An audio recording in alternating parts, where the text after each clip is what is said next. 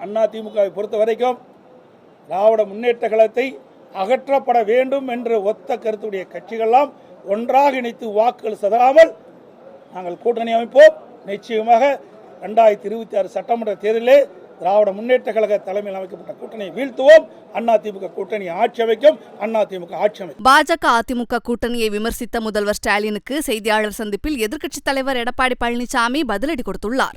பேரவைத் தலைவர்களே, எதிர்க்கட்சித் தலைவர் அவர்கள் யார் கொண்டு வந்த காரணத்தான் இவர் சிக்கல் என்று சொல்லுகிறார்.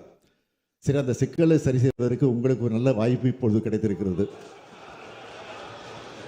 நாங்கள் செய்தது தவறு இல்லையோ, நான் அந்த வாதத்திற்கு போகல, அந்த வாதத்திற்கு வரல.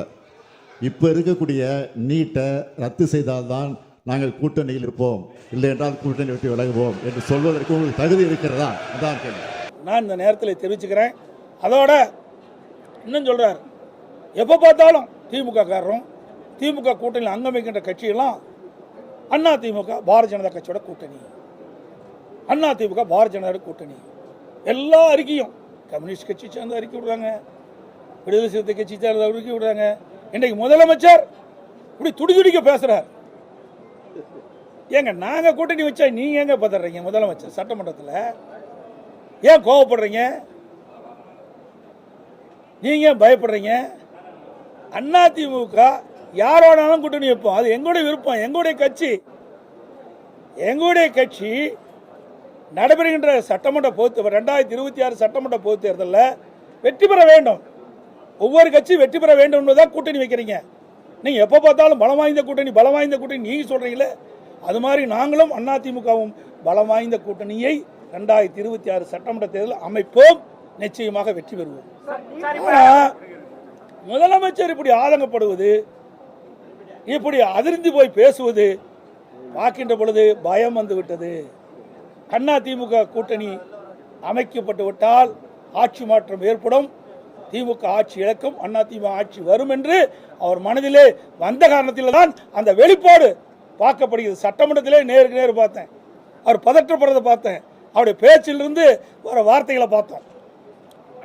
அதிமுகவை பொறுத்த வரைக்கும் திராவிட முன்னேற்ற கழகத்தை அகற்றப்பட வேண்டும் என்ற ஒத்த கருத்துடைய கட்சிகளெல்லாம் ஒன்றாக இணைத்து வாக்குகள் சிதறாமல் நாங்கள் கூட்டணி அமைப்போம். நிச்சயமாக 2026 சட்டமன்ற தேர்தலிலே திராவிட முன்னேற்ற கழக தலைமையில் அமைக்கப்பட்ட கூட்டணியை வீழ்த்துவோம். அதிமுக கூட்டணி ஆட்சி அமைக்கும். அதிமுக ஆட்சி அமைக்கும். அதோட இன்னொன்னு திரு கருணாநிதி அவர்கள் பாரதிய ஜனதாவோட கூட்டணி அமைக்கும் போது 99 அமைக்கும் போது ஒரு கருத்து சொல்லியிருக்கார்.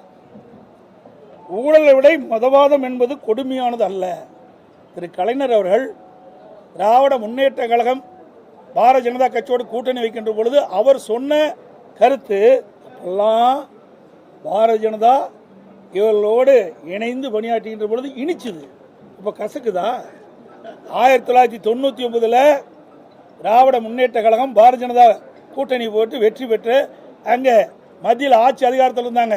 அப்பொழுது திரு முரசொலி மாறன் அவர்கள் நோய்வாய்ப்பட்டு 1 வருட காலம் மருத்துவமனையிலே சிகிச்சை பெற்று வந்தார். அப்பொழுது இலாக்காலா மந்திரியா வச்சிருந்தாங்க. அப்பெல்லாம் பாரதிய ஜனதா கட்சி இவர்களுக்கு நல்ல கட்சியா தென்பட்டது. இப்பொழுது அதிமுக பாரதிய ஜனதாவோட கூட்டணி வச்சா ஏன் வைக்கிறீன்னு கேள்வி கேட்கிறார் முதலமைச்சர். எப்பொழுதும் திராவிட முன்னேற்ற கழகத்திற்கு சாதகமா இருந்தா அதை பாராட்டுவாங்க, அவளுக்கு பாதகமா இருந்தா அதை எங்க மீது பலி சுமத்துவாங்க. இதுதான் வாடிக்கை.